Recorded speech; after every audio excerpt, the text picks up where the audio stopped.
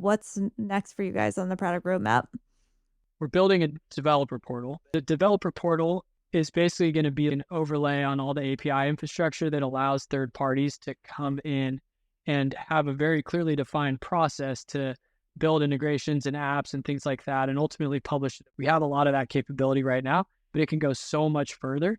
And that's a big problem. If you look actually on the lower end of the market, yes, they have to create their API infrastructure, but then also creating process around that to bring people into the fold and actually get their ecosystem volume up of integrations and apps and all that stuff. They're restricted from doing that until a much later stage because they don't have the ability to invest in building all of that stuff. So making it turnkey, delivering it to them is really exciting for us. So the customer is responsible for all the API infrastructure.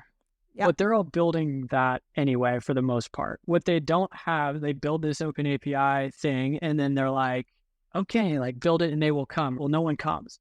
And so what we're building is the overlay on that enables people to come in to the program and actually go through the full process of building the app, get support along the way, have a step-by-step process, and then publish it in the marketplace, which is the go-to-market motion part of it.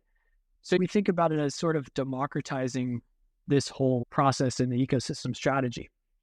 It's like a marketplace guide almost for companies, right?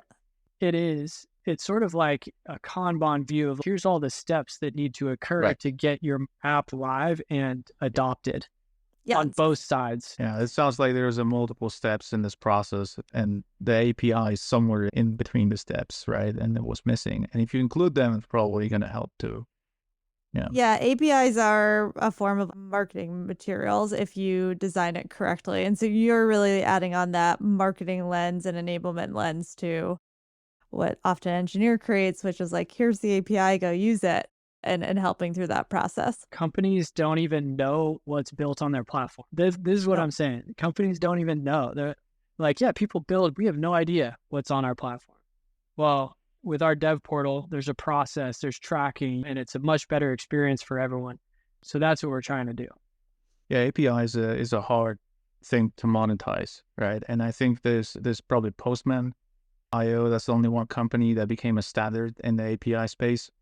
A lot of engineers, they complain about APIs, but it never become a top priority for them, right? So it's a kind of orphan somewhere in the engineering space, but everybody's trying to deal with.